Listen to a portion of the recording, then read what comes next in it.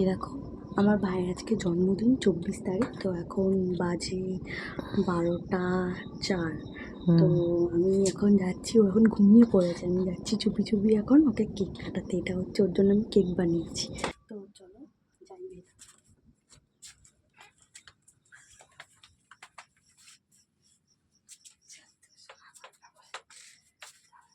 Current নেই আমাদের আবার আজকে। দুলু, এই দুলু, আজকে আমাদের বাড়িতে আবার কারেন্ট ভালো লাগে না। দুলু রে, হ্যাপি বার্থডে।